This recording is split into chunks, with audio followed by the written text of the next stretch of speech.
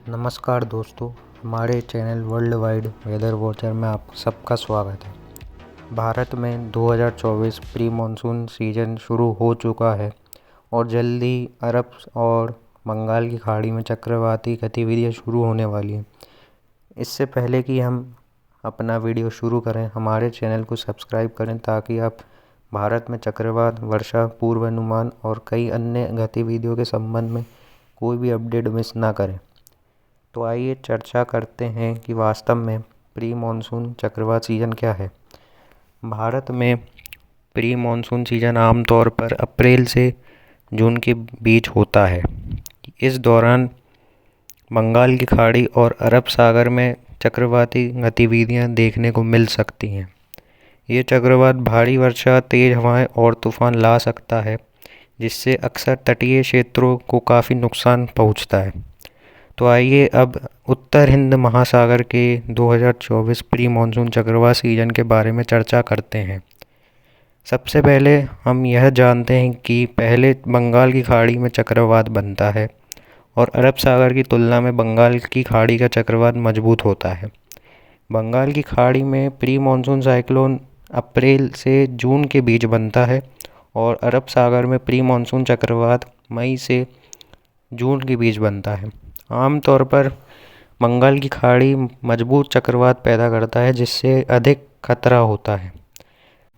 समुद्र की सतह के तापमान में वृद्धि के कारण अरब सागर की चक्रवाती गतिविधियों भी साल दर साल बढ़ती जा रही हैं, जो कि खतरनाक साइक्लोन पैदा कर रहा है।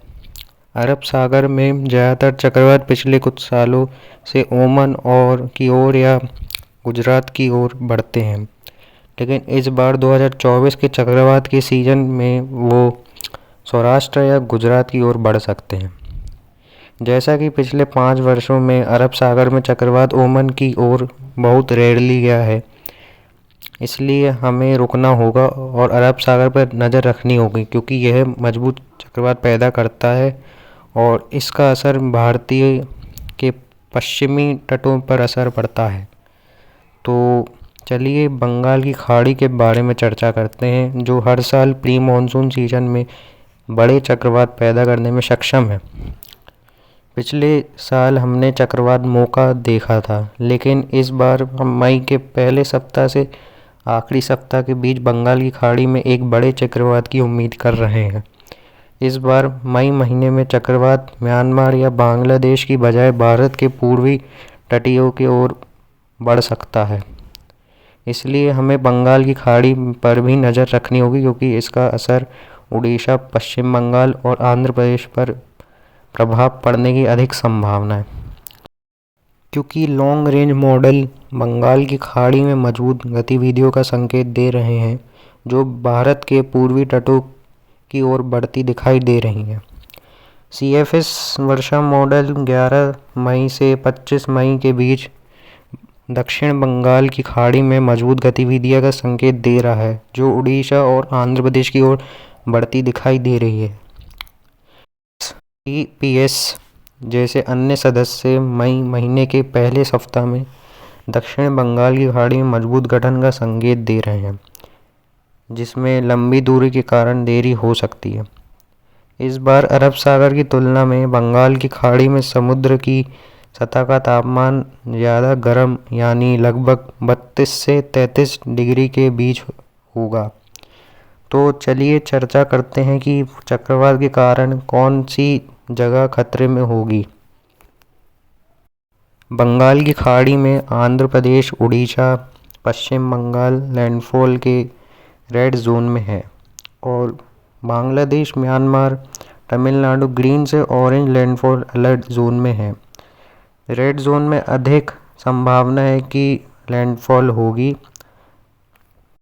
अरब सागर में किन तटों में खतरा है, तो महाराष्ट्र, पाकिस्तान, गुजरात, उत्तरी महाराष्ट्र चक्रवात के लैंडफॉल के लाल क्षेत्र में है और दक्षिण महाराष्ट्र, ओमान, गोवा, केरल ऑरेंज से ग्रीन अलर्ट में है।